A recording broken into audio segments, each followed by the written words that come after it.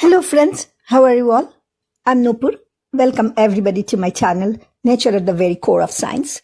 Today is March 28th, morning 11:52 a.m.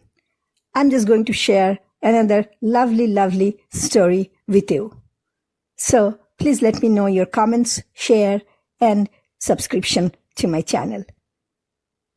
Let's begin. The name of today's story is Stone Fox. And this is written by Reynolds Gardiner. I will be reading the first story, which is named Grandfather. One day, Grandfather would not get out of bed. He just lay there and stared at the ceiling and looked sad. At first, little Willie thought he was playing. Little Willie lived with his grandfather on a small potato farm in Wyoming. It was hard work living on a potato farm, but it was also a lot of fun, especially when grandfather felt like playing. Like the time grandfather dressed up as the scarecrow out in the garden. It took little Willie an hour to catch on. Boy, did they laugh. Grandfather laughed so hard he cried, and when he cried his beard filled up with tears. Grandfather always got up real early in the morning, so early that it was still dark outside. He would make a fire. Then he would make breakfast and call little Willie. Hurry up or you will be eating with the chickens, he would say. Then he would throw his head back and laugh. Once little Willie went back to sleep. When he woke up, he found his plate out in the chicken coop. It was picked clean. He never slept late again after that. That is, until this morning. For some reason, grandfather had forgotten to call him. That's when little Willie discovered that grandfather was still in bed. There could be only one explanation. Grandfather was playing. It was another trick. Or was it? Get up, grandfather, little Willie said. I don't want to play anymore. But grandfather did not answer. Little Willie ran out of the house. A dog was sleeping on the front porch. Come on, searchlight, little Willie cried out. The dog jumped to its feet and together they ran off down the road. Searchlight was a big black dog. She had a white spot on her forehead the size of a silver dollar. She was an old dog, actually born on the same day as little Willie, which was over 10 years ago. A mile down the road, they came to a small log cabin surrounded by tall trees. Dr. Smith was sitting in a rocking chair under one of the trees, reading a book. Doc Smith, little Willie called out. He was out of breath. Come quick. What seems to be the matter, Willie?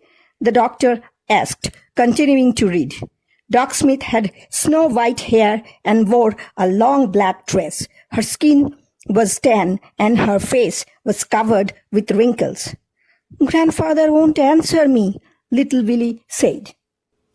Probably just another trick, Doc Smith replied. Nothing to worry about. But he is still in bed. Doc Smith turned a page and continued to read. How late did you two stay up last night? We went to bed early, really early. No singing or music or anything. Doc Smith stopped reading. Your grandfather went to bed without playing his harmonica? She asked. Little Willie nodded. Doc Smith shut her book and stood up. Hitch up Rex for me, Willie, she said. I will get my bag. Rex was Doc Smith's horse. He was a handsome palomino. Little Willie hitched Rex to the wagon, and then they rode back to grandfather's farm. Searchlight ran on ahead, leading the way and barking. Searchlight enjoyed a good run. Grandfather was just the same. He had not moved. Searchlight put her big front paws up on the bed and rested her head on grandfather's chest. She licked his beard, which was full of tears. Doc Smith proceeded to examine grandfather. She used just about everything in her little black bag. What's that for? Little Willie asked. What are you doing now? Must you ask so many questions? Doc Smith said. Grandfather says it's good to ask questions. Doc Smith pulled a long silver object from her doctor's bag. What is that for? Little Willie asked. Hush. Yes, ma'am, I'm sorry. When Doc Smith had finished her examination, she put everything back into her little black bag. Then she walked over to the window and looked out at the field of potatoes. After a moment, she asked, "How is the crop this year, Willie?" "Grandfather says it is the best ever." Doc Smith rubbed her wrinkled face. "What's wrong with him?"